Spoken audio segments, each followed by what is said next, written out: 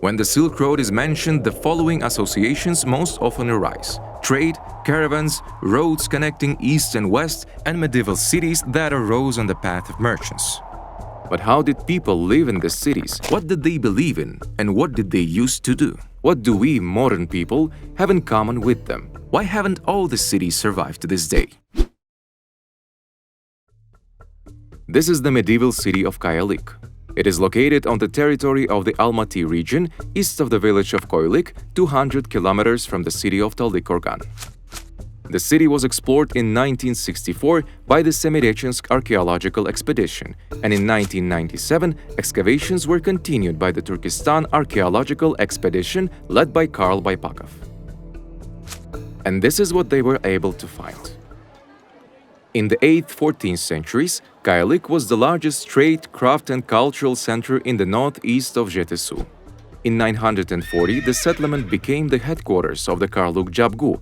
This name was borne by the rulers of this people. And in the middle of the 13th century, the city became a part of the Mongol Empire. Residents of Kayalyk defended themselves from enemies behind an adobe fortress wall, which rose up to 4 meters high. When viewed from above, the wall formed an irregular quadrangle. The northeastern wall was 1,200 meters long, and the southwestern wall was 750 meters long. It adjoined the foot of the mountains. The total area of the city was 90 hectares. The city was famous for its bazaars, artisans, as well as the fact that representatives of several major world religions lived within its walls. Spreading along the Silk Road were not only goods and technologies, but also various beliefs. This territory served as a buffer between the Chinese and Islamic cultures of West Turkestan. Muslim culture was only just beginning to penetrate into East Turkestan.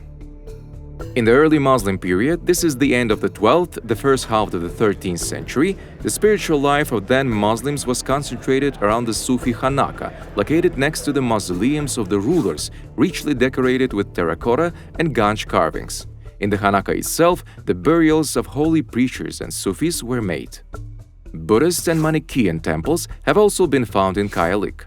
Not far from Kayalyk, a Christian Nestorian fortified settlement was explored. This Nestorian settlement was also mentioned by the ambassador of the French King Louis IX, William of Rubruck, who spent 2 weeks in Kayalyk and described his impressions in the book A Journey to the Eastern Countries. The journey of William of Rubruck to the eastern parts of the world. We found there a big town called Kayalyk, where there was a market and many traders frequented it. Here we rested 12 days. On the feast of St. Andrew, we left the city, and at about 3 leagues from it, we found a village entirely of Nestorians.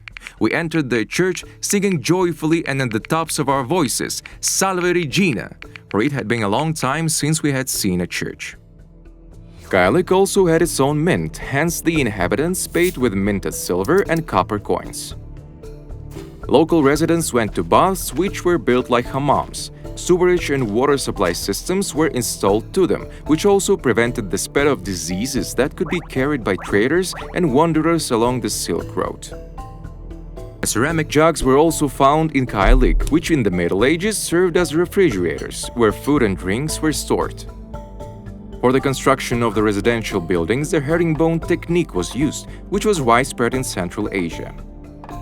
This method was earthquake-resistant and made it possible to quickly erect walls while less building material was spent. In some houses, horseshoe-shaped ceramic altars were found, made of 2 parts and decorated with a cut pattern on raw clay. They were used for religious rituals. The patterns were not repeated. Those were various brazen and plant shoots. There were no depictions of people found, as these are prohibited in Islam. The destroyed Sogdian residential quarter of 7 rooms, found by archaeologists, also tells us about how the people of that time lived and how their life ended. The houses had a heating system in the form of underground channels laid along the walls. In one of the utility rooms, a female skeleton was found, laying on the floor. All household items remained in their places. On the sofa in the central room, there was a cauldron of pea porridge. The cradle was located near the entrance to the southern half. The front door lay at the entrance inside the room. All parts of it were found: a chain, a ring, a hook, and a loop, and even a lock. The ceramic material collected in the house suggests that the tragedy took place in the 13th century. Fire led to the end of life in the city. The cause of the tragedy remained unknown. According to one version, this could have been a showdown by the descendants of Chagatai, the Mongol Han, and the descendant of Genghis Khan. There is another interpretation of events. Along the routes of the Great Silk Road, despite the developed system of water supply and baths, a pestilence came here, and someone decided to get rid of the inhabitants of the city. The city never rose back from the ashes. In 2014, the settlement was included in the UNESCO World Heritage List as one of the Kazakhstani components of the Chang'an-Tianshan corridor of the Great Silk Road and is under state protection.